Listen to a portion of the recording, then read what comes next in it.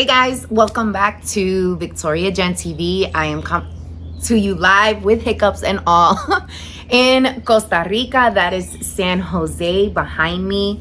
I am sitting on the balcony from my room, the last day that I will have here in Costa Rica. And these hiccups don't want to let me be great, but you know what? We're gonna push through. And it's early in the morning. It's like 7 o'clock in the morning, so you guys might hear a whole bunch of birds behind me. I don't know what you're gonna hear because the jungle is behind me. And so you're gonna get all of that nature has to offer, including these damn hiccups. Oh my goodness. So I wanted to actually do this video from Costa Rica before I left because I wanted you to get the full vibe, and I wanted it to be pure. I wanted it to be vulnerable. That's why I'm literally in my PJs. I got the morning grill on because I wanted to really showcase what this trip really was about. And it was about flaws, which is why I am still choosing to do this video even though I have these hiccups. I hope you guys bear with me. And I wanted to do it live from this balcony in, my true natural form, because so much of this trip was centered around taking off the mask, was centered around truly understanding what being my most authentic self really means, and building the confidence to really tap into this next chapter. And by next chapter, what I mean is, your girl just turned 40. I just turned 40 literally 2 weeks ago. And I was thinking hard about what I wanted to do for my 40th birthday, what I wanted to experience, where I was in my life. And I got real quiet to figure that out. And what my soul told me, what I was yearning for, I was yearning for an experience that would help me get further clarity about this next decade, essentially, that I'm about to embark on. I wanted to also really align myself with my mind, my body, and my soul. And until this experience, I really didn't understand what that meant until I actually started doing the work and understanding what it means to be aligned, mind, body, and soul, and what is required in order for you to seek out and gain that alignment. I just knew that I was yearning for that. I knew that there was something was calling me to have this type of experience. And so I started looking up spiritual retreats because I wanted to just connect. I wanted to connect more deeply with myself, right? I felt like so much of my life, I was following a path that wasn't necessarily written for me, or I didn't know any other way. And so I just decided to do what looked good, and decided to do what kind of felt good, and decided to do what would make me money, quite frankly. And so those were the paths that I pursued, and it worked. I made the money. And I figured out several things along the way, but now I'm on some other shit. Now I want to move more purposefully. I want to move with more intent. I want to move with more heart. So much of everything that I've done in my career up until this point that literally spilled into my personal life has been transactional. Y'all, I grew up in New York City, okay? One of the most go-getter cities on the planet, okay? Talk about hustle, talk about grit. It is there. It is in New York, okay? So I grew up in New York. I also started my career on Wall Street. Very transactional, very male-dominated, right? So immediately from growing up with a single dad, starting my career on Wall Street, I was surrounded by masculine energy. I was surrounded by transactional energy, and I adapted, right? right? And I learned, and I was really good. I was really good at being transactional. I was really good at building relationships around money. I was really good at it. And it served me in that moment. I learned a ton, and it helped me build a foundation for where I'm at today. And it actually was part of my process for leading me to this place here in Costa Rica, and finding myself again, finding the Victoria without all of the transactional elements, finding Victoria without all the noise, finding Victoria with just solitude and solace and looking for the answers within me. That is what I was searching for. And that is why I decided to come on this trip. So I went and I researched spiritual retreats. I came across a retreat called She-Wolf. And immediately I was like, ooh, She-Wolf, this speaks to me, darling. Like, I am a She-Wolf. That is how I see myself. Let's go. I'm sorry, but look at this backdrop. This is why I had to do this video here, y'all. Even though I had the hiccups and all that, like, I had to do it. I hope you appreciate it, because I was just like, oh, this gorgeousness. Anywho, so I came across this retreat called She-Wolf, and it spoke to me because the title, obviously, but also because it spoke about how we were going to go on a journey of spirituality. We were going to do a lot of journaling. We were going to do a lot of self-reflection. We were going to do a lot of quiet time. We were going to do yoga. We were going to have a cacao ceremony. We were going to really get in tuned with ourselves and really pour in. And I said, you know what? This sounds amazing. Now, this particular retreat, I knew that there were going to be other women involved, right? And it was interesting because as I was looking up retreats, a big part of this experience I wanted to do alone. I didn't want to bring any friends. I didn't want to bring any colleagues. Like I didn't want to bring any of my clients. Like I didn't want this to be about money. I wanted this to be about me. Because all of us need to pour into ourselves and replenish ourselves and pay attention when our body and our soul is literally yearning for us to pay attention to ourselves. And so I didn't want any of those type of distractions. I really wanted to experience this by myself. So I came across this amazing retreat and I said, you know what? A big part of who I am is centered around community, is centered around womanhood. So this was a retreat for me to experience just that. And I'm gonna spend this video talking about this particular retreat, and then I'm gonna do a part 2 to talk about the retreat that I did by myself, where it literally was just me and a woman who is a certified therapist in cognitive behavioral therapy, who studied shamanism, who is literally a true light and gift. But that retreat was so personal, and there was so much to digest. I'm still digesting. I'm still processing. And one of the things that she encouraged me to do was to not share until I became completely connected to what I experienced. A hummingbird just flew by me, guys. Just flew by me. It was gorgeous. Anyway, until I became completely connected to what I had just gone through. Because essentially it really was an awakening, and my consciousness has been heightened, my self-awareness has been heightened. And so when I am in a position where I am able to really articulate what happened at that second retreat, I'm going to share more about the She-Wolf retreat first, and then the part 2 will be this more, I would say, one-on-one retreat.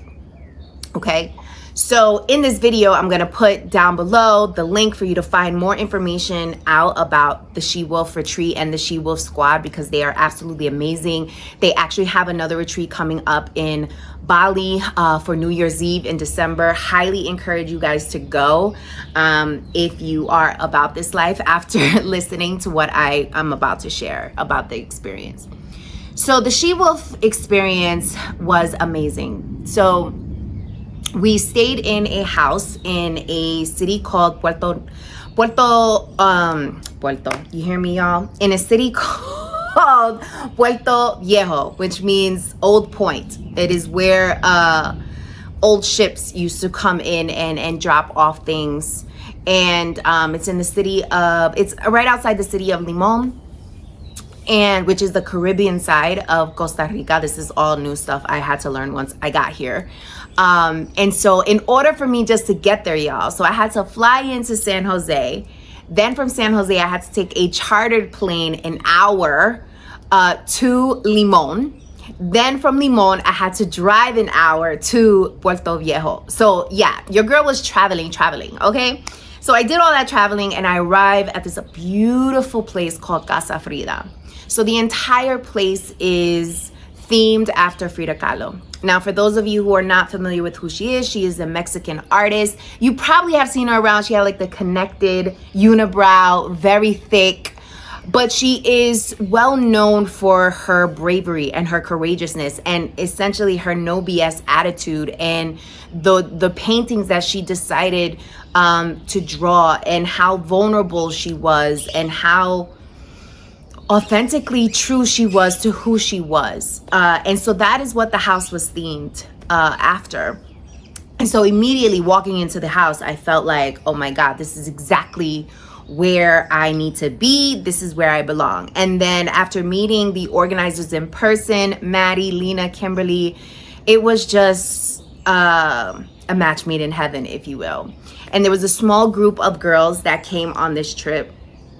And it was interesting, the dynamic of the group. And I want to break this down because for a lot of us who are wiser and who have some seasonality, we tend to sometimes think that we can't learn anything from somebody who is younger than us, or we can't learn anything from somebody who hasn't gone through what we've gone through. And I learned so beautifully how untrue that is at this retreat, okay? So at this retreat, I was actually the oldest one there. And it was interesting. Even though I was the oldest one there, I still felt so connected to each of the women there. So it was me who was 40, and then there was 37, there was 36, there was 33, and then there were two girls in their early 20s. And it was interesting because all of us came to this place because we all were yearning for this type of experience. We all were seeking out some type of truth. We all were seeking out some type of connectivity between our mind, body, and soul, which proves that regardless of where you are in your journey, whatever age you are, how many years you have in the game, where you are in your career, I keep bending over, guys, because there's just like I said, I'm in the jungle, so there's like ants over here, so I gotta make sure they don't come over here, you know what I'm saying? And it doesn't matter where you are in your journey. You guys hear the plane? It doesn't matter where you are in your journey. We're more alike than we are different, especially women, right? So we all show up to this experience, and it's hard to find the words to describe it because it was just so amazing. We journaled, we cried, we laughed, we connected with our inner child. We laid down on the ground in the middle of the jungle. We barked out loud, like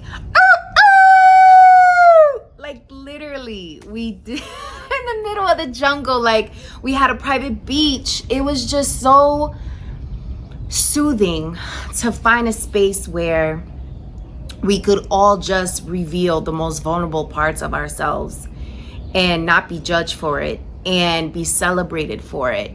And it really focused us to pay attention. So for example, every morning we had quiet mornings, meaning from the moment you wake up until breakfast, and there was usually about 3 hours span, because we would wake up, we would journal, and then we would do yoga, or we would do Kundalini yoga, we would do some type of breathing exercise, and then we would go back and have more solitude, to journal, to do whatever we wanted until breakfast started. So literally 3 hours of silence from when we got up to when we sat down at the breakfast table. And that was really interesting because it took so much discipline. It took so much discipline to not talk to anyone that was around us. It took so much discipline to really just focus on ourselves, right? Just focus on ourselves. And it was a really great practice because it allowed you to just quiet everything around, to just and breathe. Y'all, you know what? Let's take a pause. Y'all need to breathe with me right now because I'm just like, breathe in, y'all, deep. And let it out. Another one. Like, y'all, like immediately I just feel more at calm, and I hope you do too. But this was literally the practice throughout the retreat. And it was an amazing experience. And I keep saying this because, y'all, it's really hard to find the words. It's really hard to find the words because every experience was different from everyone. Meaning that everyone had a different yearning as to what brought them there, you know? Some of us needed to let go of guilt that we were carrying with us. Some of us needed to let go of the negative thoughts and the negative talking, right? Some of us needed to reconnect with who we were as a child to remind ourselves of our innocence and how loved we are. Some of us needed to connect with people who are no longer here, right? We had Nina there, who was a psychic and tarot card reader, and she specializes in Reiki. And like, I spoke with my mom, and she spoke to me through her, my mom. Like, it was just insane, y'all. I know that some of this might be hard to believe, but it happened. It happened, and it was just so moving, and it was so thrilling, and it was scary, and it was joyful. It was literally like all the things. And what I'm trying to get out here, guys, is I believe every woman needs to go through this type of experience. Every woman needs to go outside of the country to find herself, to reconnect with herself, to realign. Because after that retreat, I felt so powerful. I felt so badass. I felt so at peace with who I am, the mistakes that I've made, the people that I've disappointing myself. I just felt so relieved, and had clarity, and was ready to kind of like take on the world, and was like, let's go, girls, we doing this, she wolf, we out here, right? And it was just such a magical experience. And I want women to experience this because we're lost. Like, so many of us are so lost because we're just influenced by so many things to be something that we're not meant to be, to talk a certain way, to look a certain way, to feel a certain way.